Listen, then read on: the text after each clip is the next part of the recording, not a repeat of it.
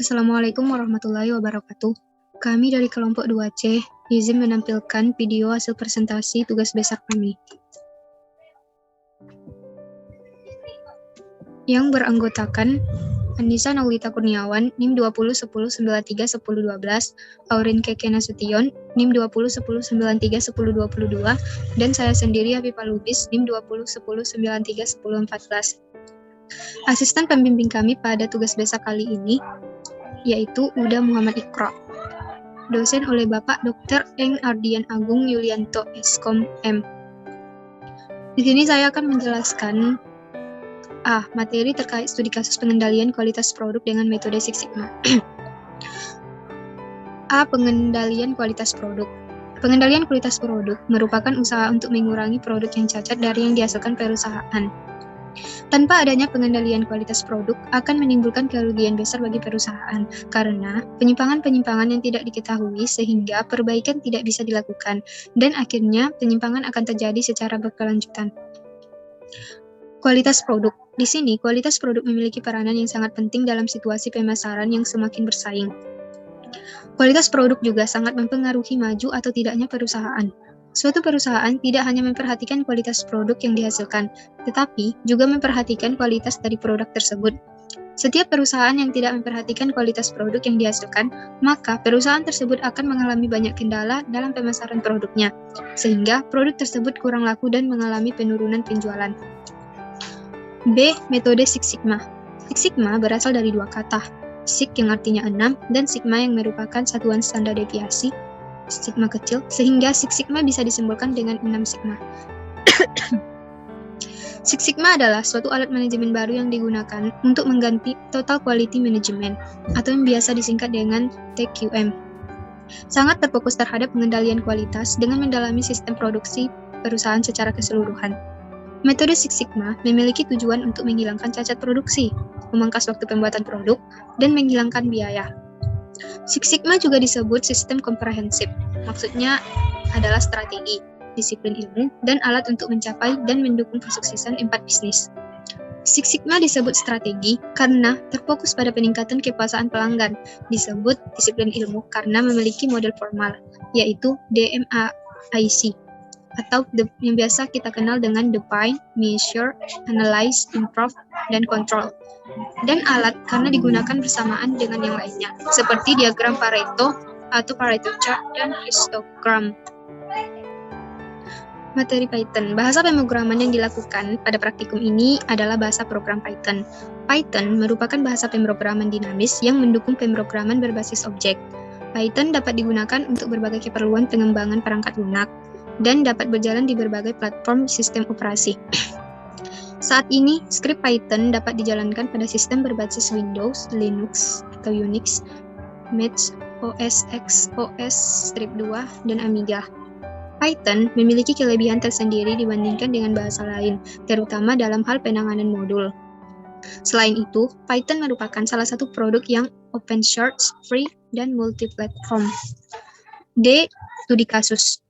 Di sini kami membahas studi kasus pada UD D5 Bekri Kabupaten Aceh Timur. Proses pengolahan data. Langkah-langkah penyelesaian dengan metode Six Sigma adalah sebagai berikut. Langkah 1, mengukur tingkat Six Sigma dari hasil produksi roti pada UD D5 Bekri digunakan tabel konversi DPMO. Penilaian Six Sigma berdasarkan konsep Motorola dengan menggunakan rumus sebagai berikut. DPMO sama dengan D per U kali 0 dikali 1 juta. Keterangannya, D sama dengan total produk rusak atau damage, U sama dengan total produksi, dan O sama dengan jumlah aspek yang mengakibatkan cacat atau yang biasa dikenal dengan opportunity. B. Tujuan dan manfaat. Tujuannya untuk membuat program yang berguna untuk menghitung nilai kualitas produk dengan metode Six Sigma. Manfaatnya untuk memenuhi tugas program komputer tentang bagaimana cara presentasi cacat pada produk dengan menggunakan bahasa program Python. Batasan kasus. Dalam praktikum komputer ini, penulis mengambil sumber dari jurnal. Dalam praktikum komputer ini, penulis mengambil sumber dari Jurnal Manajemen dan Keuangan, volume 5, pada tanggal 2 November 2016. milik Saprijal dan Muhajir, Fakultas Ekonomi Universitas Samudra, yang berjudul Pengendalian Kualitas dengan Metode Six Sigma di Kabupaten Aceh Timur. Yang kedua, penghitungan nilai sigma dilakukan oleh program yang menggunakan bahasa Python. Selanjutnya, algoritma deskriptif. Algoritma deskriptif yaitu alur dari suatu proses yang disusun dalam bentuk poin-poin dan dijelaskan secara deskriptif dengan bahasa yang mudah dipahami. Dimulai dengan programnya dimulai, lalu tahap selanjutnya merupakan tahap inisiasi awal, di mana jumlah produksi dan jumlah produk rusak adalah integer, yang artinya user harus memasukkan angka asli, sedangkan untuk jumlah aspek yang dapat mengakibatkan cacat atau opportunities merupakan float, sehingga memungkinkan untuk menghasilkan bilangan cacah atau pecahan. Selanjutnya, user harus mendaftarkan diri atau sign in dengan memasukkan username dan password. Selanjutnya, login program dengan username dan password yang benar sesuai dengan yang sudah didaftarkan sebelumnya, yaitu username dan password yang sudah didaftarkan pada tahap sign in tadi. Selanjutnya, jika username dan password salah, maka user diberi kesempatan 3 kali untuk mengulanginya hingga benar. Username dan password benar, maka login berhasil. Selanjutnya, masukkan jumlah hari atau N yang diinginkan oleh user. Masukkan data produksi hari pertama hingga hari ke N oleh user. Selanjutnya, masukkan data produk rusak hari ke-1 hingga hari ke N oleh user. Program akan menghitung nilai persentase dengan rumus total produksi dibagi total produk rusak. Selanjutnya, program akan menampilkan data produksi, produk rusak, dan persentase produk rusak per hari dalam bentuk tabel sesuai dengan data yang sudah dimasukkan oleh user. Program akan menampilkan total data produksi, produk rusak, dan persentase produk rusak. Selanjutnya, program akan menghitung nilai defect per million opportunities atau DPMO dengan rumus total produk rusak dibagi total produksi dikali jumlah aspek yang dapat mengakibatkan cacat dikali 1 juta. Selanjutnya, user akan dituntun untuk memasukkan jumlah aspek yang dapat mengakibatkan produk rusak atau opportunities. Selanjutnya, program akan menampilkan hasil dari DPMO. Terdapat percobaan pilihan. Jika nilai DPMO sebesar 691.462 sampai 933.193, maka nilai sigmanya adalah 1 sigma.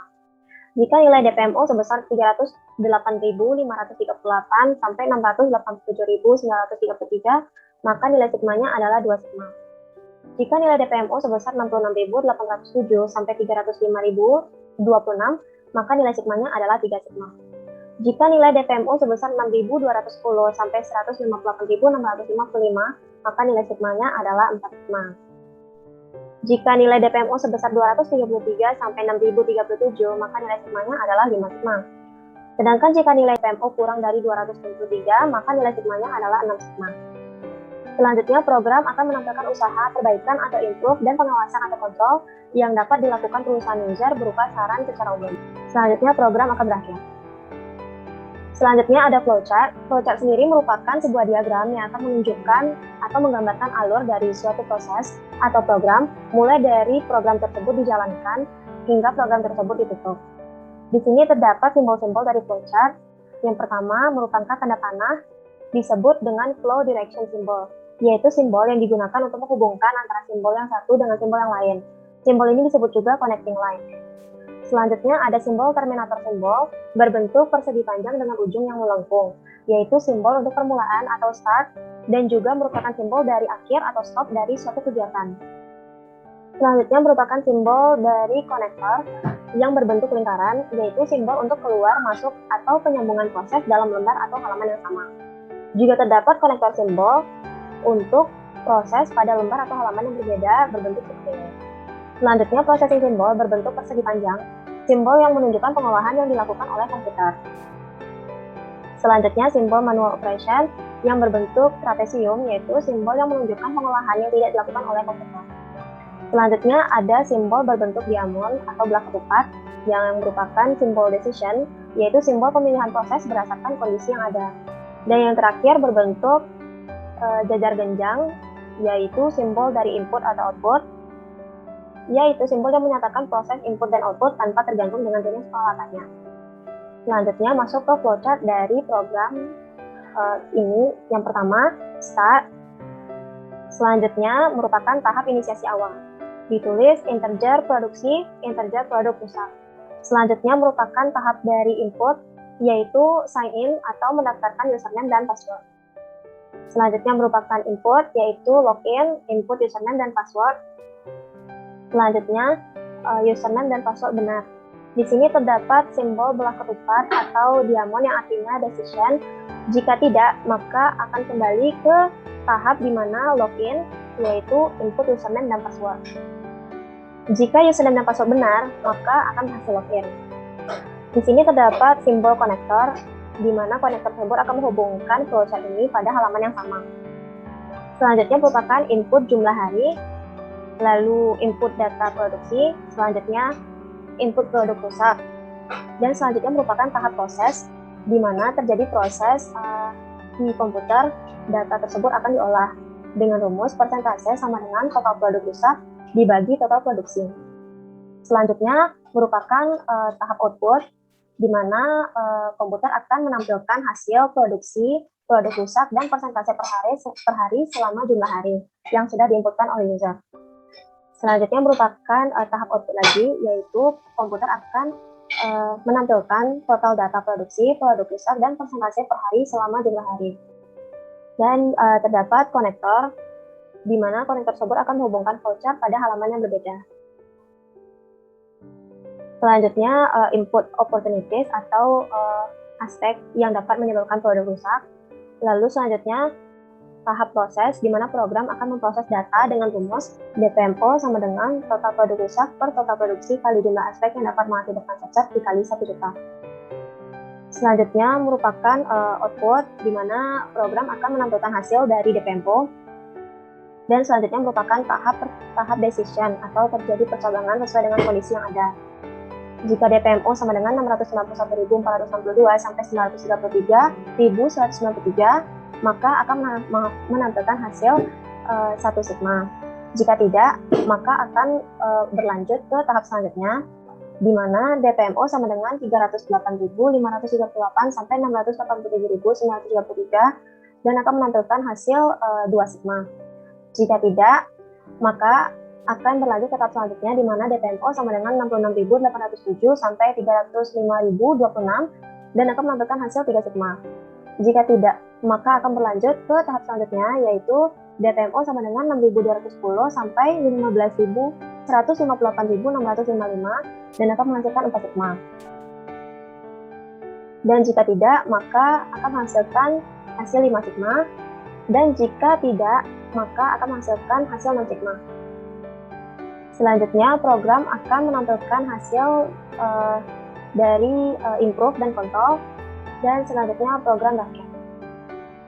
Saya akan mempresentasikan bagian pemrograman pada tugas kami menggunakan aplikasi Python.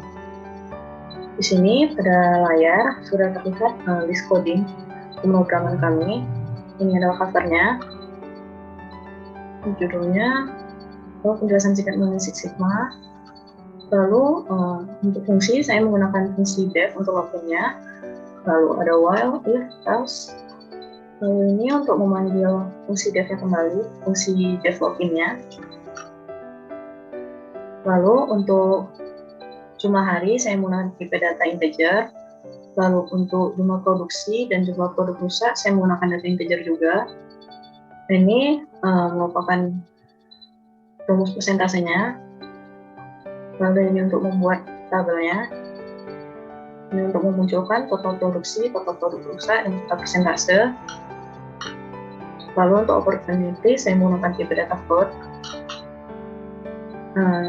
Ini untuk rumus nilai DPMO-nya, dan untuk menentukan nilai sigma apa yang didapatkan oleh user, saya menggunakan if, elif, dan else. Saya akan mencoba untuk running programnya.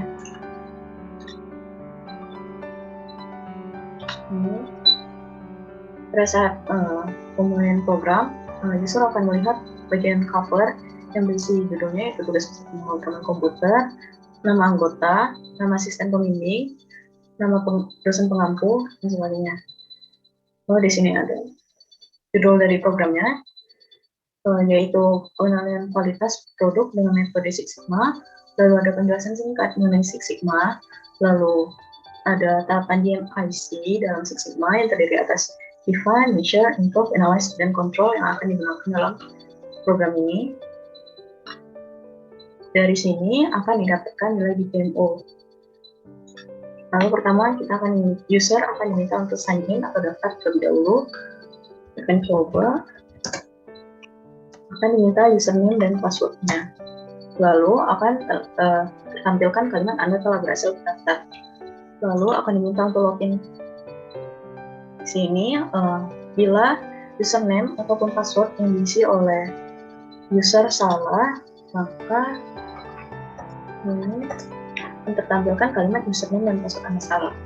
Dan bila kita coba untuk melakukannya 3 kali salah, maka akan tertampilkan kalimat maaf Anda gagal login, dan program akan langsung berhenti saat trigger, akan langsung selesai. Saya akan coba untuk run kembali. Ini saya akan coba sign in.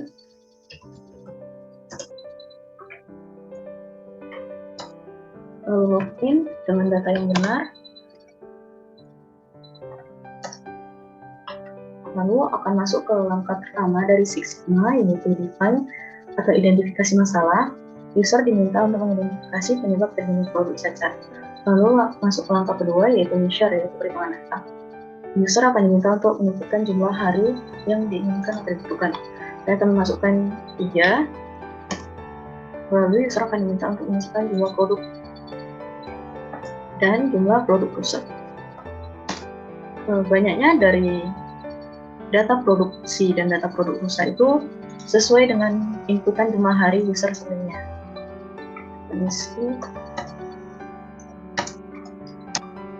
Lalu program secara otomatis akan memunculkan tabel yang berisi data inputan user sebelumnya dengan total produksi, total produk rusak, dan total persentase secara otomatis. Lalu masuk ke langkah ketiga, yaitu analyze atau analisis data. Di sini diperlukan nilai di PMO untuk menentukan nilai sigma yang akan didapatkan oleh user. Di sini user diminta untuk menentukan jumlah aspek yang dapat mengakibatkan cacat pada produk. Contohnya di sini itu bisa kesalahan pada mesin produksi, kesalahan karyawan, dan sebagainya. Sini saya akan menginput nilai 2. Lalu program akan memunculkan nilai dari PMO yang dibutuhkan, dan dari situ akan diketahui berapa nilai sigmanya. Di sini terlihat ada 4 sigma. Sigmanya itu semakin besar nilainya itu semakin bagus, dengan maksimal 6 sigma. Di sini dibilang Anda perlu melakukan peningkatan kualitas atau improve terhadap proses produksi perusahaan Anda. Lalu masuk ke langkah keempat, yaitu improve atau peningkatan kualitas. User akan diberikan cara untuk meningkatkan kualitas produksi dengan beberapa saran. Meningkatkan kualitas produk. Lalu masuk ke langkah kelima atau langkah terakhir dalam Six Sigma, yaitu kontrol atau pengawasan terhadap tindakan yang telah dilakukan. Yang beberapa saran di sini tersedia 2 saran. Lalu program. Demikianlah hasil presentasi kami mengenai tugas besar kami yang berjudul pengendalian kualitas produk dengan metode Six Sigma. Kami akhiri dengan mengucapkan Assalamualaikum warahmatullahi wabarakatuh.